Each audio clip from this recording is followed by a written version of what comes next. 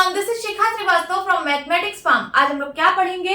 आज हम लोग class 8 chapter 11 that is direct and inverse proportions में एक्सरसाइज 11.2 का क्वेश्चन नंबर 3 सॉल्व करेंगे। Question is Rahman is making a wheel using spokes. Rahman एक व्हील बना रहा है। व्हील मींस चक्का, ठीक है। यूजिंग स्पोक्स, स्पोक्स का यूज करके। स्पोक्स क्या होती हैं? तो तीलियां। जैसे साइकिल की बात करें तो साइकिल का जो व्हील होता है उसमें आपने देखा होगा बहुत सारे स्पोक्स लगे होते हैं, तीलियां लगी होती हैं, ठीक है। तो रहमान व्हील बना रहा है स्पोक्स का यूज करके। He wants to fix equal spokes in such a way that the angles between any pair of consecutive spokes are equal. वह स्पोक्स को इस तरीके से फिक्स करना चाहता है कि किसी भी पेयर ऑफ कॉन्जिक्यूटिव स्पोक्स के बीच में जो एंगल बने वो इक्वल बने। समझ में आ रही है बात?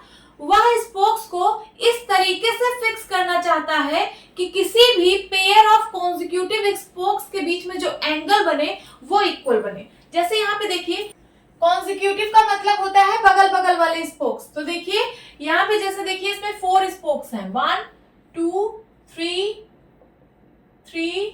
एंड 4, ठीक है। अगर मैं इस स्पोक की बात करूं और इस स्पोक की बात करूं तो ये दोनों कॉन्जिक्यूटिव स्पोक हैं, ठीक है। इनके बीच जो एंगल होगा वही यहाँ पे भी होगा, वही यहाँ पे भी होगा, वही यहाँ पे भी होगा। वही चीज यहाँ पे लिखा है कि किसी भी पेयर ऑफ कॉन्जिक्यूटिव स्पोक्स के बीच के एंगल इक्वल हो।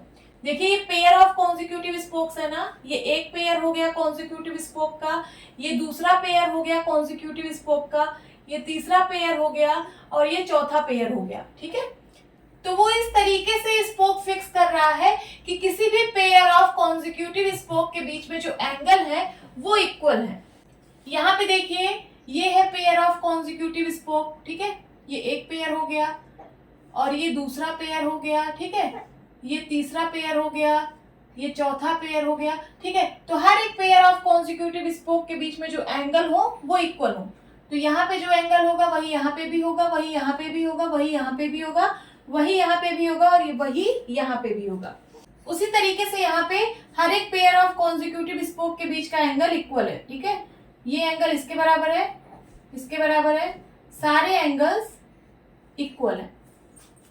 अब कह रहा है help him by completing the following table. उसकी मदद करिए इस टेबल को कंप्लीट करने में। आप लोगों को तो पता ही है कि कंप्लीट एंगल 360 डिग्री का होता है। 360 डिग्री का होता है क्या? कंप्लीट एंगल, ठीक है। तो यहाँ पे देखिए अगर मैं यहाँ से स्टार्ट करूं तो ये पूरा है कंप्लीट एंगल, कितना होगा? 360 डिग्री। उसी तरीके से अगर मैं यहाँ पे स्टार्ट करूं तो ये पूरा कितना है? 360 डिग्री। यहाँ से स्टार्ट करूं तो ये पूरा कितना है? 360 डिग्री, ठीक है। तो इसके बीच का सारे का एंगल तो 360 डिग्री ही होगा। अब देखिए इसमें 4 स्पोक्स हैं, 4 स्पोक्स हैं और हमको पता है कि हर एक पेयर ऑफ कॉन्जिक्यूटिव स्पोक्स के बीच का एंगल इक्वल है, ठीक है। यहाँ पे 4 एंगल है और चारों एंगल का मेजर इक्वल है। तो एक एंगल का मेजर कितना होगा? 360/4 होगा कि नहीं होगा? कितना आएगा? 90 डिग्री।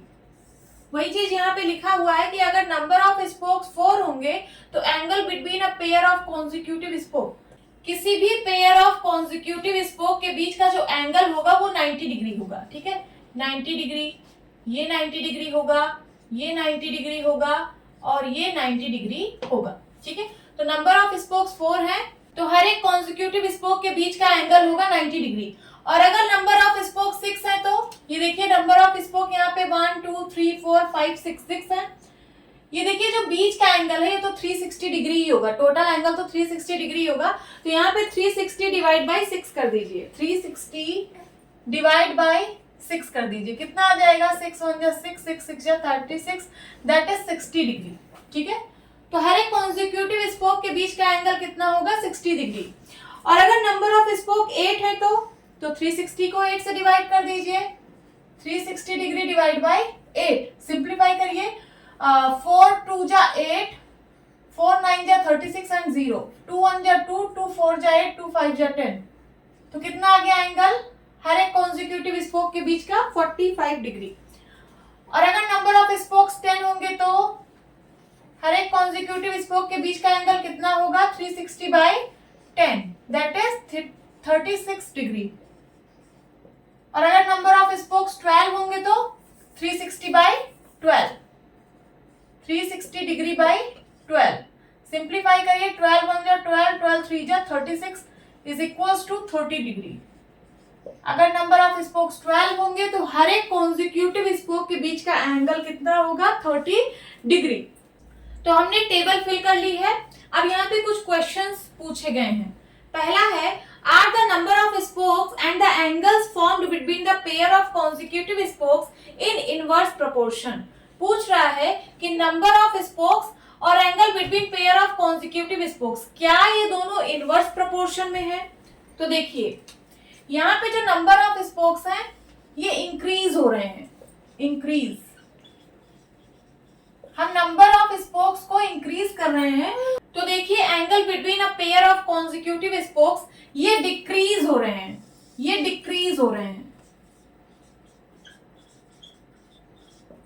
एक क्वांटिटी इंक्रीज हो रही है, दूसरी क्वांटिटी डिक्रीज हो रही है, और इन दोनों क्वांटिटीज का प्रोडक्ट कांस्टेंट है। देखिए 4 इंटू 90 करेंगे, 4 इंटू 90 तो होगा 360 डिग्री। 6 इंटू 60 करेंगे तो कितना होगा, 360 डिग्री। 8 इंटू 45 करेंगे तो कितना होगा, 360 डिग्री। 10 इंटू 36 करेंगे तो कितना होगा, 360 डिग्री। 12 इंटू 30 करेंगे तो कितना होगा, 360 डिग्री। तो यहाँ पे देखिए दोनों क्वांटिटीज का प्रोडक्ट कांस्टेंट है, दैट इज 360 डिग्री। यहाँ पे भी आ रहा है 360, यहाँ पे भी, यहाँ पे भी, यहाँ पे भी और यहाँ पे भी, ठीक है। तो जब क्वांटिटीज का प्रोडक्ट कांस्टेंट होता है और एक क्वांटिटी इंक्रीज होती है, दूसरी क्वांटिटी डिक्रीज होती है, तो इसका मतलब यहाँ पे कौन सा प्रोपोर्शन है, इनवर्स प्रोपोर्शन है। तो क्वेश्चन कह रहा है कि क्या ये इनवर्स प्रोपोर्शन में है ये दोनों? तो yes, yes. Number of spokes and angle between a pair of consecutive spokes, ये दोनों इनवर्स प्रोपोर्शन में है, ठीक है, नोट डाउन करिए। Second, calculate the angle between a pair of consecutive spokes on a wheel with 15 spokes. क्या कह रहा है क्वेश्चन कि आपको कॉन्जिक्यूटिव स्पोक्स के बीच का एंगल बताना है जब व्हील में 15 स्पोक्स हो, ठीक है। तो यहाँ पे मैं कुछ चीजें इरेज कर रही हूँ, ये जो मैंने कैलकुलेशन किया है ये सब मैं इरेज कर रही हूँ, और इस टेबल को मैं थोड़ी और बड़ी कर रही हूँ, ठीक है। आपसे पूछ रहा है कि जब व्हील में 15 स्पोक्स हो, कितना, 15 स्पोक्स हो, तो एंगल कितना होगा। इसको मैं मान ले रही हूँ क्या, x। क्या मान ले रही हूँ, x। तो देखिए ये दोनों क्वांटिटीज इनवर्स प्रोपोर्शन में है। हमने फाइंड किया है कि ये दोनों क्वांटिटीज इनवर्स प्रोपोर्शन में है। जब दो क्वांटिटीज इनवर्स प्रोपोर्शन में होती हैं तो उनका प्रोडक्ट कांस्टेंट होता है। यहाँ देखिए 90 into 4 360, 60 into 6 360, 45 into 8 360, 36 into 10 360, 30 into 12 360। तो इनका भी प्रोडक्ट 360 के बराबर होगा, ठीक है। इनका भी प्रोडक्ट 15 इंटू एक्स क्या होगा, 360 डिग्री होगा। यहाँ तक बात समझ में आ रही है। यहाँ से हम x की वैल्यू फाइंड आउट कर लेंगे, 360 डिग्री अपॉन 15। सिंप्लीफाई करिए, 5 3 जा 15 एंड 5 7 जा 35, 5 2 जा 10, 3 1 जा 3, 3 2 जा 6, 3 4 जा 12, कितना आ गया, 24 डिग्री। x का मेजर आ गया कितना, 24 डिग्री। यहाँ पे लिख दीजिए सेकंड का आंसर है, कॉन्जिक्यूटिव स्पोक के बीच का एंगल होगा कितना, 24 degree. Third, how many spokes would be needed. यहाँ पे स्पोक्स पूछ रहा है, how many spokes would be needed, कितने स्पोक्स की जरूरत होगी if the angle between a pair of consecutive spoke is 40। यहाँ पे कॉन्जिक्यूटिव स्पोक के बीच का एंगल दे दिया गया है 40 डिग्री, 40 डिग्री, और ये पूछ रहा है कि कितनी स्पोक्स की जरूरत होगी, ठीक है। तो ये दोनों क्वांटिटीज इनवर्स प्रोपोर्शन में है, इनका प्रोडक्ट कांस्टेंट है, दैट इज 360। तो इसका भी प्रोडक्ट किसके बराबर होगा, 360 के बराबर होगा। तो मैं यहाँ सॉल्व कर रही हूँ, 40 degree into y is equals to 360 degree. y is equals to हो जाएगा 360 अपॉन 40, 0 से 0 कैंसिल हो गया, 4 1 जा 4, 4 9 जा 36 इज इक्वल्स टू 9। तो कितनी स्पोक्स आ गई, 9। जब कॉन्जिक्यूटिव स्पोक के बीच का एंगल 40 डिग्री होगा तो स्पोक्स कितनी होंगी, 9। लिख लीजिए, ये आपका आंसर है।